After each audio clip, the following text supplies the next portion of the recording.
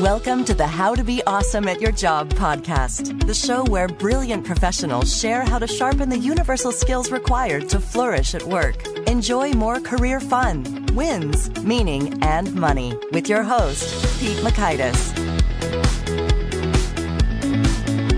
Hello, and thanks so much for joining us here for episode 367 with Allison Shapira. Allison has got the goods when it comes to how to use your voice well. She's a speech coach and former opera singer, so she knows a thing or two about how it's done. So you'll learn 1, how you're likely breathing wrong and what to do about it. 2, 3 ways the power of your voice is reduced. And 3, the key things most people neglect when preparing a speech. So if you'd like to take a look at the show notes or the transcript or the links to items we've referenced, it's at awesomeatyourjob.com/F367. Now here's Allison's story. Allison Shapira is the CEO and founder of Global Public Speaking, LLC. She's a former opera singer and TEDx speaker who teaches at the Harvard Kennedy School and offers keynote speeches, workshops, and executive coaching for Fortune 500 companies, government agencies, and nonprofits around the world. Allison works with global brands as a highly rated speaker, trainer, and executive coach. She also travels around the world teaching leadership communication to help women leaders grow their business, run for office, or launch a nonprofit.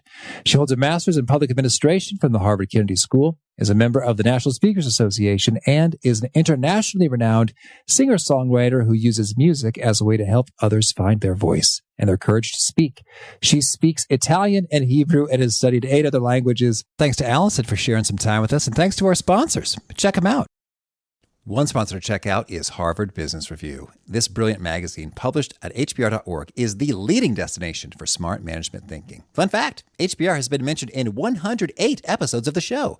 That's because HBR has great stuff that comes up often. They've got explainer videos, podcasts, real-world case studies, and much more.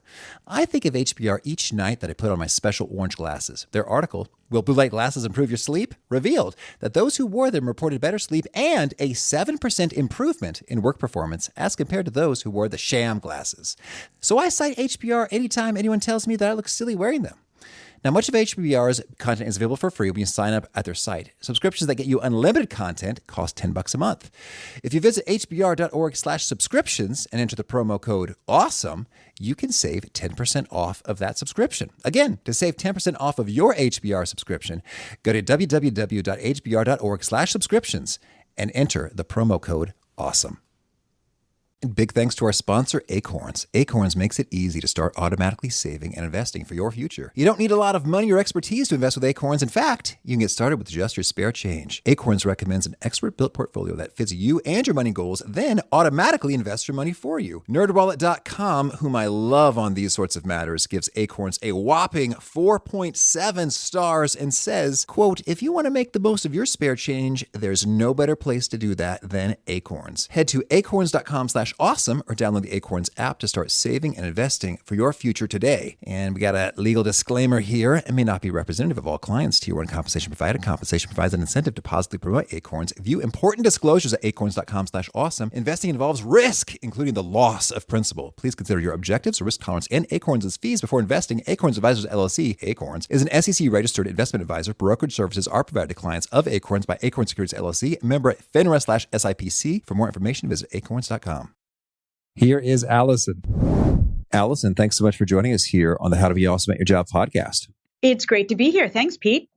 Well, I'm so excited to dig into your wisdom, but I want to start a little bit with your background in singing opera. How did this come about, and how did you transition from this to what you're doing now? I have been singing opera since I was 12. I always loved singing, and at 12 years old, my parents arranged for me to have voice lessons. And it just so happens that the teacher was a classically trained teacher, and that one teacher influenced my musical trajectory.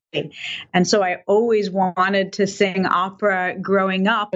But then when I got to college, I lost my passion for it. And I talk about this in the book. I was told that I wasn't quite good enough for an operatic career. And so it wasn't until I started working in diplomacy that I realized everything I learned as a singer made me a very good speaker and coach. And that's how I made that transition.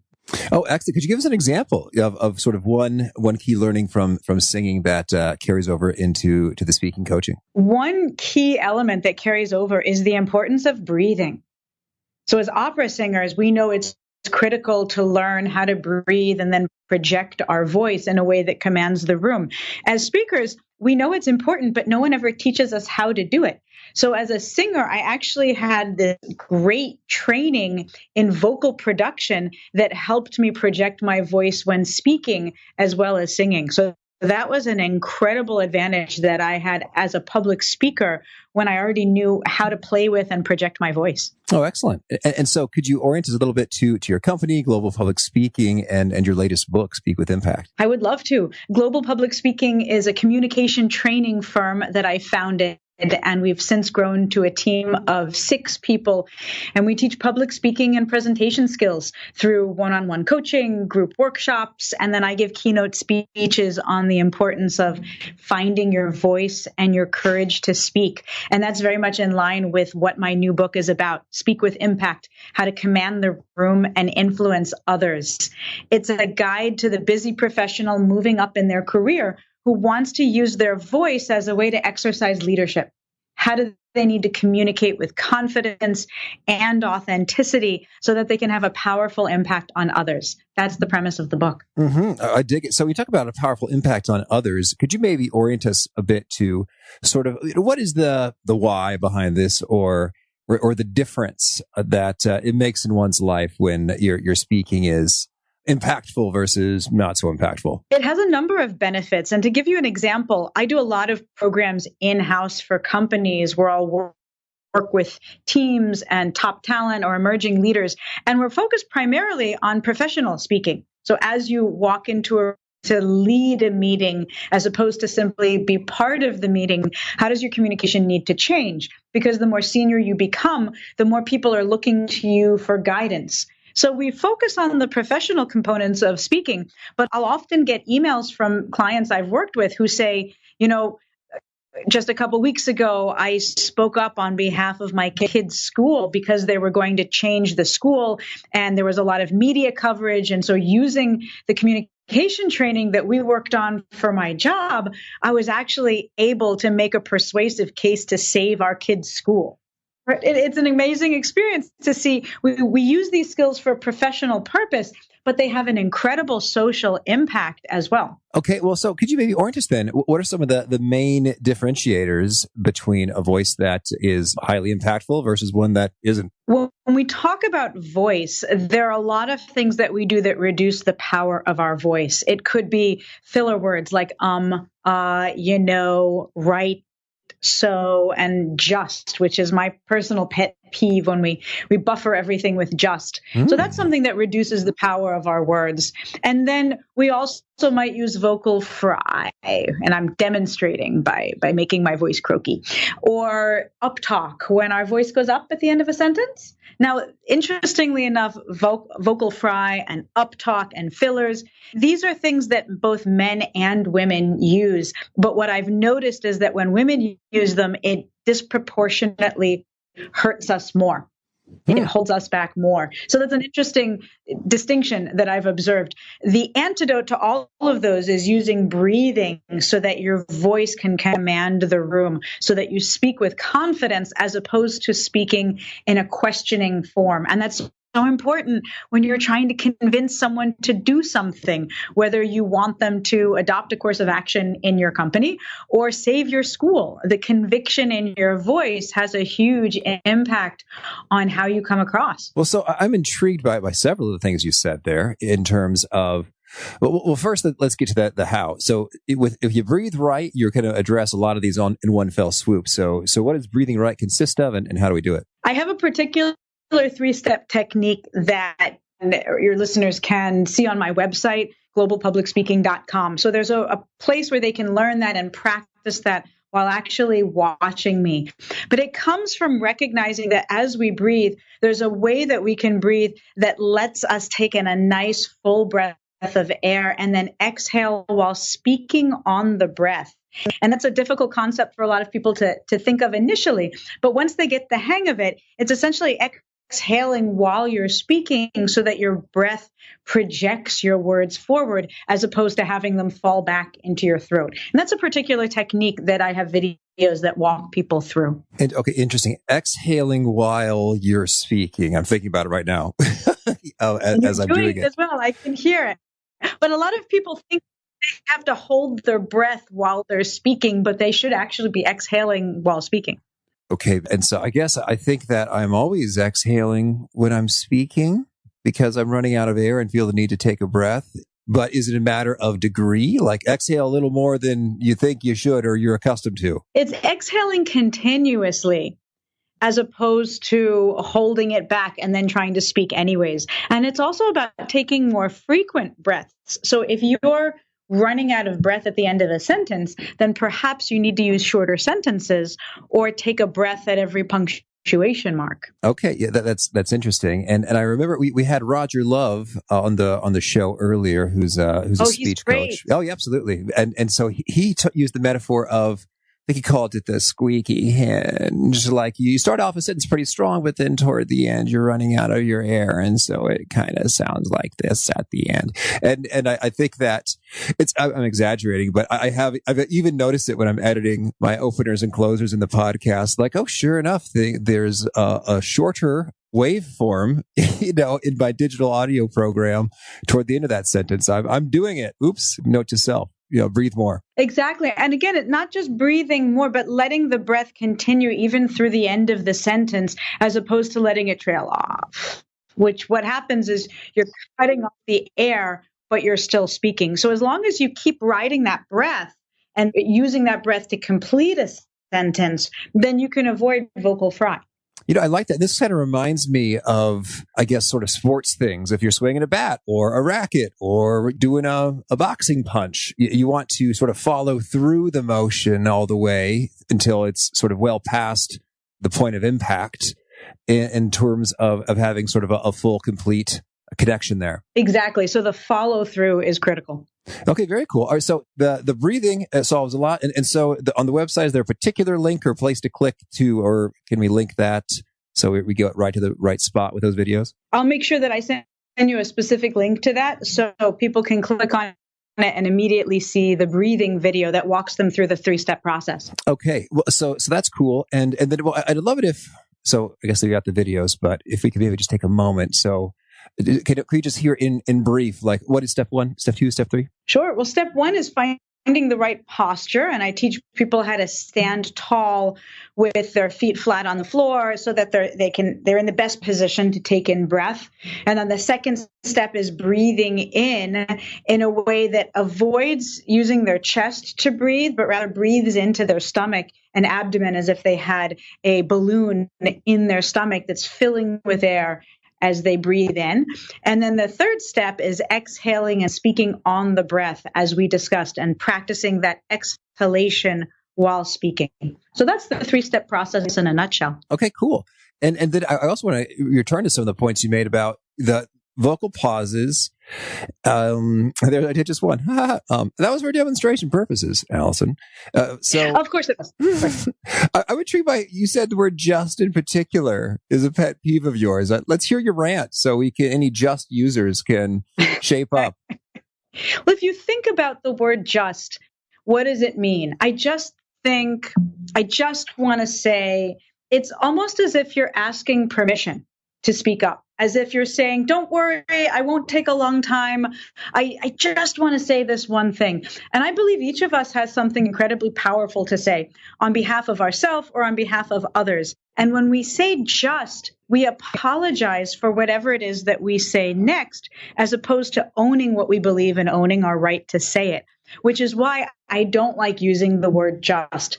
And I have a friend who teaches American Sign Language, and I asked her once, what do you sign when someone says just? And her sign is shrugging her shoulders. Ooh. So think about that. Next time you want to use the word just, would you shrug your shoulders with whatever you said next, or would you stand tall and declare it proudly? And if the answer is the latter, then lose the just. This reminds me, I've got a joke with my buddy Connor. I noticed that someone had a vocal pattern of putting so at the end of their sentences. It had a similar effect. And for example, you might say, hey, do you guys want to get some appetizers? So, or it's like an or a so. It's like, so I was just thinking maybe we could get some appetizers. And I thought it was just so funny. You put an or a so or adjust in there, the impact it has. And so we like to joke, like if you were to say something really powerful followed by an or, like, are you guys inspired by my vision, or and it just sort of right. Can you imagine speaking up at work and saying this is a critical issue that we all have to be paying attention to? So yeah, I like that. You know what? The one that gets me, and this shows up a lot in my coaching, is when people say the word obviously, and I think it's more of just like a crutch for themselves. Like, okay, maybe the thing I just said isn't super insightful and is readily apparent. So I'm going to give myself a little bit of cover. So you don't think that I'm saying something brilliantly insightful when I know that I'm not. So I'm covering it. I think that's kind of what's going on subconsciously. But when I hear obviously, I think it's just an unnecessary risk you're taking. So like if it was not obvious to the person that you said it to, then they're going to be a little ticked, like, oh, I'm sorry, I'm not as smart as you apparently. Exactly. Obviously, actually, basically, used once or twice, there's nothing wrong with it. But if you start to use them consistently throughout your speech or even during a meeting, then I believe they have a negative effect on your listeners.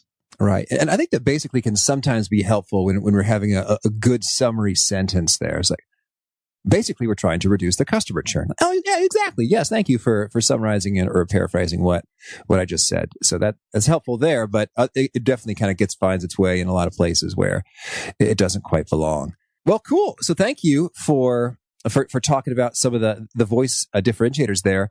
Now, when it comes to actually preparing for a speech or presentation, you've laid out a few key questions that you recommend it's important to think through in advance. Definitely. There are 3 questions that I recommend people ask before any speech or presentation, or even if they're preparing to walk into a meeting and think they might speak up. And these 3 questions are critical for helping you determine what you want to say, why you want to say it, and how to say it. The first question is, who's your audience? Who are you talking to?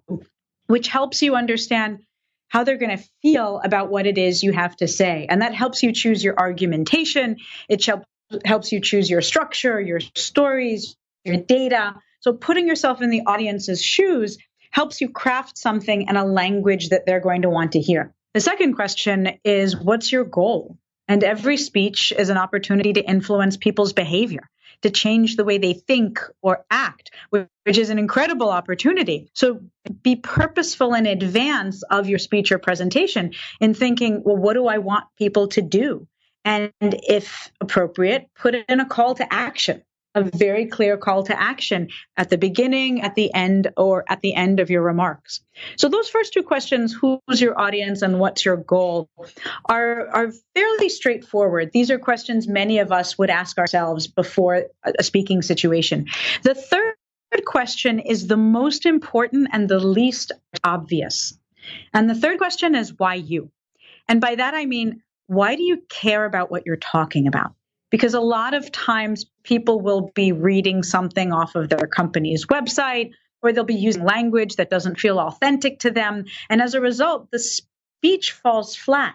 But when you ask why you, why do you care? Why is this important to you? Then you tap into a much deeper, more authentic sense of purpose about why this issue is critical. And if you're nervous about speaking up, then asking why you gives you the confidence that what you have to say is important. And you're reframing it as not being about you, but about your message and about your audience. Why you also makes sure that the language you use is authentic, because it will tap into personal stories or experiences that help you relate to the content and therefore help you relate to your audience. So in my experience, the why you is that creativity booster that also boosts our confidence as well. Mm-hmm. Excellent. Okay. And so I think that sometimes, there's a really strong, powerful why you, in terms of, it's like, I've seen my child, there said, but this was happening to you all the time. I'm not counting. It's okay. You see, I could say, for instance, I'll give you this speech because I know what it's like to have a child choking on a bottle repeatedly, and you're terrified in that moment that could result in a trip to the hospital or him turning blue. For example, like that's a bit dramatic thing. Like we've learned some things about, how to bottle feed a baby who's choking a lot. And I could share those, and it's powerful from an emotional perspective. But other times, I think in a business context, it's, lower stakes or maybe less interesting in terms of, I guess I'm just thinking about the revenue growth at a company. And I guess if you're the owner or the sales director getting, commissions and bonuses based on that could be highly exciting. But, if you're kind of in the middle of things, it may be less so. How do you sort of dig into a richer why when on the surface it might feel a little bit shallow? Well, there's always a deeper why there. It always goes more than just, and I'm using just intentionally in this situation. It goes beyond so that I can make money or to increase shareholder value. That's not what necessarily gets us out of bed in the morning. It's to have an impact. It's to provide an environment that people actually want to come to work in. And in the book, I quote one of my clients who I worked with where I said, "Why is helping clients important to you?" She said, "Well, it just is." I said, "Why?" And she said, "Well, because service is important to me." I said, "Why?" And she said, "Well, my parents taught that to me growing up." And I said, "Tell me more." And she said, "Well, my parents were small business owners, and every single day I saw them get up and put others' needs before themselves. And it had an incredibly powerful impact on me. And now every day I get up thinking about how I can help my clients." Okay. Yeah, I like that. Yes. That's a powerful story. It's professional, but it's also personal. And if I were a small business owner and that person were pitching me, I would think, wow, this person understands me. I can trust this person. So that's an example of how you can use why you in a professional setting with a very powerful impact. I like that. So then the why, I guess you could articulate that a few ways. It's just like you're honoring your parents' memory or example or values, and this is who I am and who I am as a part of a bigger thing with my family and ancestors. And so I hear you. Yes, that's excellent. Very much appreciated. So that's the beginning part. And it's something everyone can use as well. Oh, sure. Please go ahead. Well, so that's kind of how to think about things at the beginning of putting together a speech or presentation. Well, how about when you're getting towards the end, when you're doing some of the polishing and perfecting? You've identified there's a few steps that many people overlook. They just neglect, but they shouldn't. What are those things? The biggest step that most people overlook and shouldn't is reading your speech or presentation out loud. A lot of people will jot it down. They'll look at it on the paper. They'll read it in their head, especially if they're using slides. They simply look through the slides and think, okay, I'm ready. But writing for the ear and writing for the eye are two different things. And it's only when you read something out loud that you can listen to it critically and think, does this sound good? Does this sound like how I normally speak? Is it easy to pronounce? Because if you stumble over a word in practice, you're going to stumble over the word in the actual presentation. So reading it out loud is critical. And that's also a way that you can start to remember it more easily. And I don't recommend that people memorize their speech or presentation, but it should be comfortable enough that if your piece of paper with your notes on it falls to the floor, you still know where you're going next. And then another thing that I recommend people do in the practice phase is to reduce their speech to simply the key bullet points, a phrase or two, an outline, and then that's what they should bring with them to the speech or presentation. A lot of times I'll see people get up to speak and they have full sentences written out, double-sided in tiny print with no white space. It's impossible to find your place in the middle of a speech. So I recommend printing out simply the outline with key phrases or words, not full sentences, and practicing giving the speech or presentation from those bullet points so that they feel comfortable and know where to look when they forget what they're going to say. Yes, I like that. Very nice. And so then when it comes to actually delivering the speech, you've got some thoughts when it comes to some movements and gestures that bring it to life. What are those? I talk about three different movements: eye contact, body language, and voice. And with eye contact, I always recommend that people speak to one person at a time. So instead of scanning the room, trying to read everyone at the same time, pick someone in the room and deliver a full sentence to them or a full thought. And then look at somebody else and speak to them for a full thought. And then you're not speaking with 100 people. You're simply looking at one person at a time, and you get a number of people in your gaze as you do that, but you focus on one person at a time. And that really calms people down. So that's what I recommend with eye contact. With body language, I talk about every movement being purposeful. We're all aware of the nervous body language that people tend to use. Nervous movements like wringing your hands, playing with your hair or your rings. And men and women do this. And it's something that demonstrates to the audience that you're nervous. So I like to practice my body language in advance and practice different hand gestures that reinforce my messages. Or I practice walking around during transitions and then pausing to make a point. And then I pause and make eye contact with someone to make a point. So those are some ways in which you can incorporate more purposeful body language into your presentations. And then the third movement is, it's not technically a movement at all, but it's the movement with your voice. So your vocal variety, whether your voice goes up or goes down, or your energy level gets high or gets lower. So being able to play with that conversational tone is so important. A lot of times we stand up and all of the energy and life drains out of our voice because we get nervous, so our breathing constricts, which is what we were talking about earlier. So when you're able to pause and breathe and take those nice deep breaths and project your voice, then you can make your voice much more conversational. And I don't want people to use a different speaking voice in front of the room than they do when they're off stage. I simply want them to bring their best voice on stage as opposed to their most nervous voice.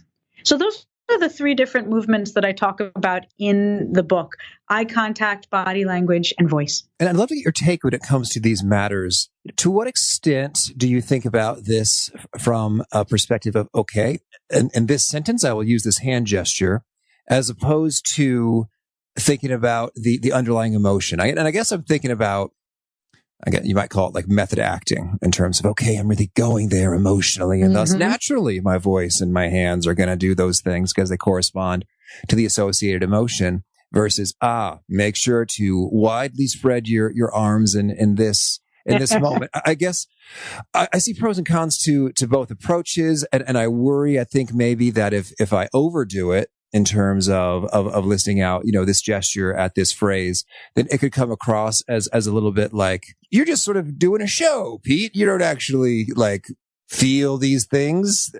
So I don't know. What's your take on that one? I'm so glad that you brought that up, because it is a real consideration.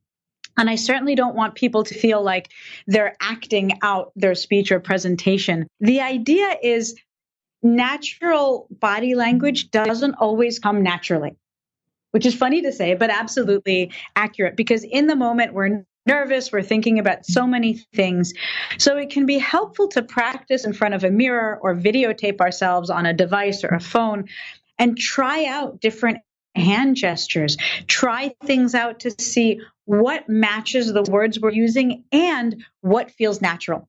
And by virtue of practicing it, it starts to become natural. And then when you get in front of the audience, you pause and breathe, you focus on your message, and whatever gestures you make will flow naturally as a result of that practice. But you're right, it's a fine balance between having it be too scripted versus more authentic. But the more you practice, the more authentic it becomes. Mm-hmm. Excellent.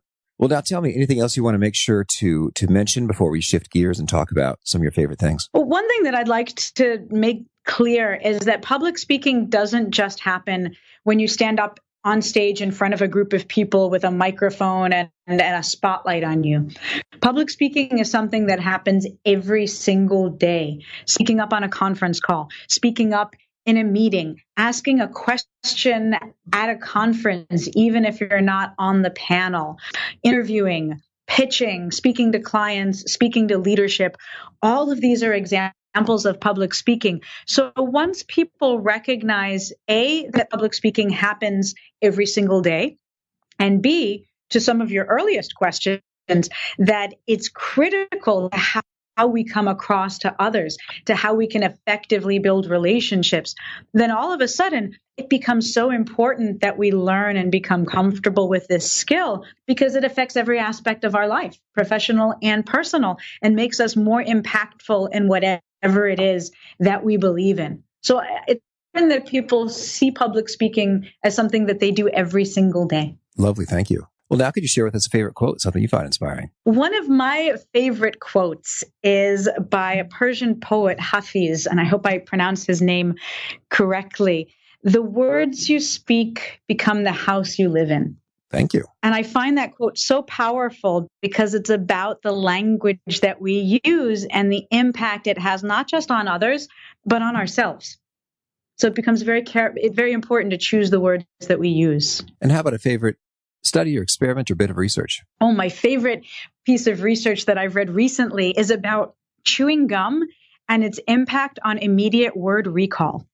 So there are a couple of different studies, and I quote these in the book, talking about how chewing gum right before a speech or a test increases immediate word recall. It's the chewing aspect that helps stimulate our brain and overcome that fight or flight response so we can be more present and more analytically focused. The key element, of course, is to remember to spit the gum out before you get in front of an audience.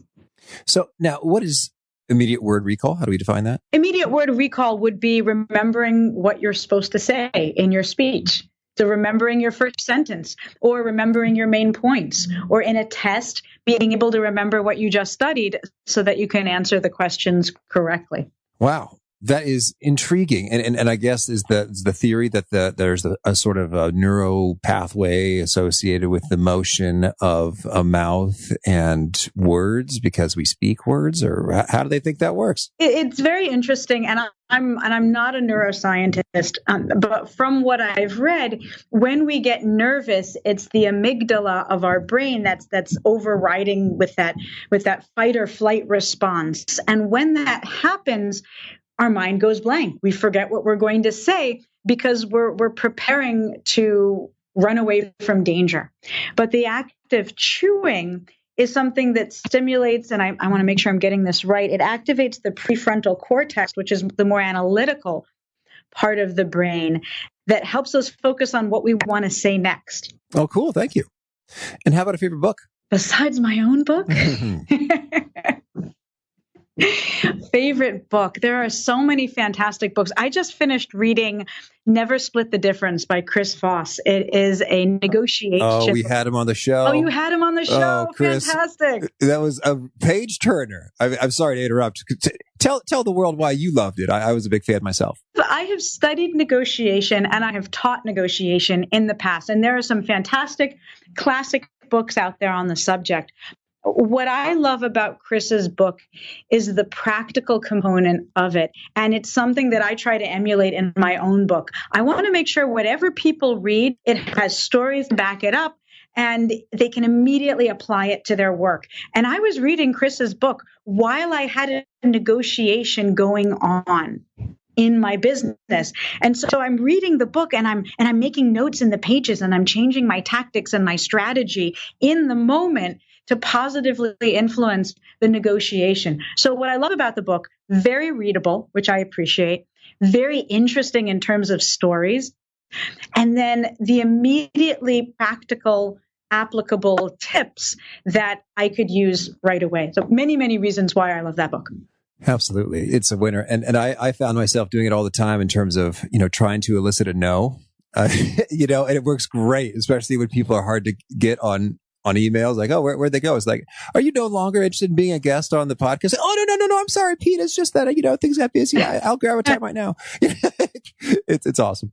Cool. And how about a favorite tool? Favorite tool? What kind of tool? Well, it could be hardware, or it could be a hammer or drill. It could be a piece of software or app. It could be a thought framework or checklist, something that you use that really comes in handy. I am a big fan of Evernote. Have you ever used Evernote? Oh, yes, me too. Tell me more. There's a point in my life where there's before Evernote and there's after Evernote. And Evernote has given me a single place to organize my music. I'll write songs and store them in Evernote. My business, I will templates and checklists and save them there. I use Evernote to draft speeches and presentations. And the instant searchability is incredible. The tagging, and then it instantly syncs on across all of my devices as well. And it's password protected. So as an organizing tool, Evernote literally runs my life. Yeah, it's a real treat. Just lately I got just a piece of plywood to stick across my treadmill, and then a Bluetooth keyboard. And with an iPad or iPhone, you can just rock and roll with Evernote in one place. And then it's right to your computer next. So you can sort of modify it, or you can put it into Word or somewhere else if you got to get some fancy formatting that works just right for other people. And I too am quite the fan. I like how quickly it syncs as well. It's sort of like, I just typed that minutes ago and you're right there. Thank you. Exactly. And then you're in a meeting and you simply pull up your phone and all your notes for that meeting are right there. It's incredibly helpful. Mm-hmm. And how about a favorite habit? Favorite habit. I'm practicing gratitude every morning and every afternoon. And is that by identifying things you're grateful for? How do you practice it? Identifying things that I'm grateful for that have happened recently. And then at the end of the day, what am I grateful for in this day? And I find that has a meaningful impact on how I feel when I go to work and how I feel when I go to bed. And tell me, is there a particular nugget that you share with clients or in your book that really seems to connect? It gets highlighted, retweeted, shared often. Something that you've, an original from Allison that's connecting for folk? Public speaking is a skill, not a talent. I say that over and over again, and people really appreciate that because it means you don't have to be born a good public speaker. It's something everyone can learn. And I also like to say that public speaking is about finding your voice and your courage to speak. Yeah. And if folks want to learn more, get in touch, where would you point them? I'd ask them to come find me on my website at globalpublicspeaking.com. They can read more about the book. They can actually download a chapter of the book for free. And then they can watch a number of different videos with quick tips that I've recorded on public speaking. So people will ask me a question and then I'll answer the question in a 1-minute video. And all of those videos you can find on my website at globalpublicspeaking.com. And do you have a final challenge or call to action for folks seeking to be awesome at their jobs? Well, I would challenge people to come to every single meeting prepared with one point they're going to make that will further the conversation. Recognizing that public speaking happens every single day, prepare for it in advance, and have that one thought that you're going to share. And it's a way to have an impact without having to formally be on the agenda. Beautiful. Well, Allison, this has been tons of fun. I wish you all the best of luck with your company, Global Public Speaking, and the book, Speak with Impact, and just all you're up to. Thank you, Pete. I appreciate it. And thanks for talking to me today.